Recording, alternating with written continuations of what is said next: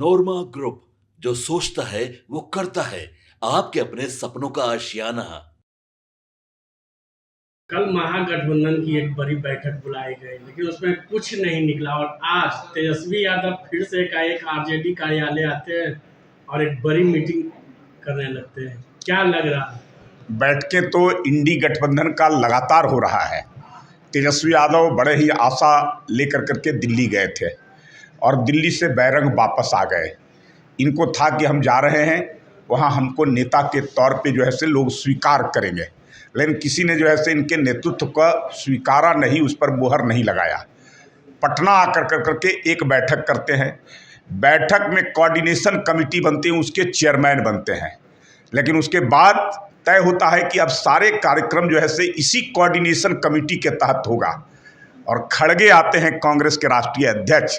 बक्सर में कार्यक्रम होता है, आरजेडी के किसी व्यक्ति को वहाँ सूचना तक नहीं, किसी को आमंत्रण नहीं, अकेला कांग्रेस का कार्यक्रम। भले वो कार्यक्रम विफल हो गया, तेजस्वी यादव को पूछ कौन रहा है? कोई जो है से कांग्रेस के नेता लगातार कह रहे हैं कि नेता तो जो है से तय होगा चुनाव के बाद, किसी के नेतृत्व में हम चुनाव में जाने वाले नहीं है। तो स्वयंभू तेजस्वी यादव नेता बने हुए हैं, अकेले। उनके लोग चिल्ला चिल्ला कर करके कह रहे हैं कि तेजस्वी के नेतृत्व में चुनाव होगा और गठबंधन के सहयोगी पार्टी उनको मानने को तैयार नहीं है। तो तेजस्वी जो है से आप रूपी स्वयंभू अपने आप नेता बन करके फिर रहे हैं। तो सड़क पर उतरे, बैठक बुलाएं, क्या फ़ायदा? कोई फ़ायदा तो निकलने वाला नहीं है।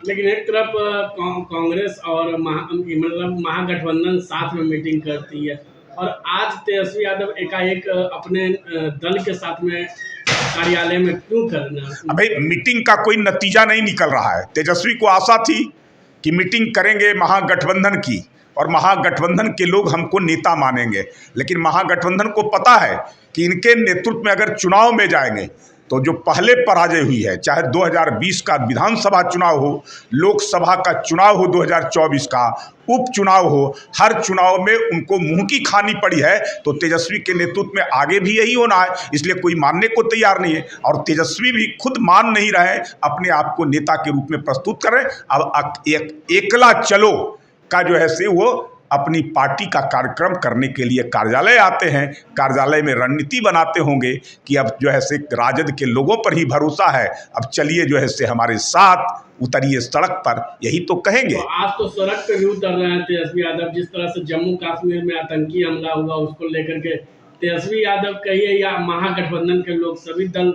आज सड़क पे उतरेंगे। क्या फायदा है? तेजस्वी यादव के विधायक, तेजस्वी यादव के प्रवक्ता जहां उस पर सवाल खड़े कर रहे हैं, और जिस प्रकार की घटना हुई है, आतंकी घटना, पूरा देश मर्माहत है। ऐसी घटनाओं में सारे देश को एक हो जाना चाहिए, उस पर प्रश्न चिन्ह उठाना। कांग्रेस पार्टी के दामाद रॉबर्ट बड़ेरा जिस प्रकार से बयान दिए, उससे कहीं ना कहीं आतंकवादियों को सह मिलता है। और भारत में बैठ करके पाकिस्तान के इशारे की बात करना, पाकिस्तान की को सह देना, पाकिस्तान को जो है से उसको मजबूत बनाने की बात करना, कहीं ना कहीं ये लोग जो है से जो सरकार की मुहिम है नेस्तनाबूद करने का, आतंकवादियों को सबक सिखाने का, जड़ से समाप्त करने का, उसमें कहीं ना कहीं ये लोग कहीं नुकसान पहुंचाने का काम कर रहे हैं। ये लोग उसमें जो है से रोड़ा अटकाने का काम कर रहे हैं। तेजस्वी यादव तो अपना सारा कार्यक्रम रद्द कर दिया था, लेकिन मोदी जी तो बिहार आए। अबे, कार्यक्रम पहले से लगा हुआ था, पंचायती राज का कार्यक्रम था, सारे जनप्रतिनिधियों को वहाँ बुलाया गया था। घटना हो गई, मर्माहत थे, लेकिन वो आए, कोई स्वागत नहीं। और बिहार की धरती से उन्होंने पाकिस्तान को संदेश दिया और उन्होंने कह दिया आतंकवादियों को कि अब तुम्हारी जड़ें समाप्त करने का समय आ गया है।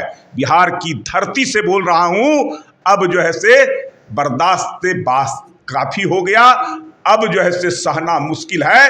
अब जो है से जड़ से आतंकवाद को समाप्त करने के लिए जो भी करना होगा वो करेंगे, और ऐसा कदम उठाएंगे, ऐसा सबक सिखाएंगे जो आज तक नहीं हुआ होगा। लेकिन कहा जा रहा है, तेजस्वी यादव कह रहे हैं कि आतंकी हमला हुआ, लेकिन न प्रधानमंत्री वहां पहुंचे न कोई पहुंचे। आप लोग के कोई नेता, गृह मंत्री तुरंत प्रधानमंत्री तो विदेश में थे, उनके निर्देश पर गृह मंत्री तुरंत पहुंचे कश्मीर में।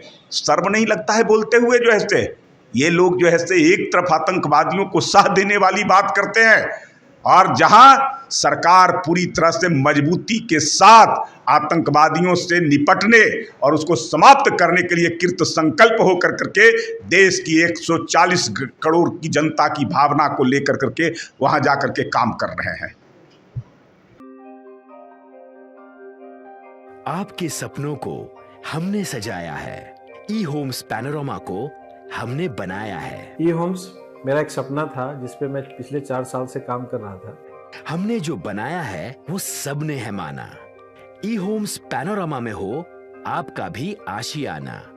और फाइनली हमने 2021 में इस प्रोजेक्ट को लॉन्च किया। बहुत लोग अप्रिशिएट कर रहे हैं कि पूर्णिया जैसे शहर में, बिहार के, एक तो बिहार की बात करें उसमें भी पूर्णिया जैसे छोटे जगह में इस तरह का लाइफस्टाइल देना, ये सुन के हम लोगों को बहुत अच्छा लगता है।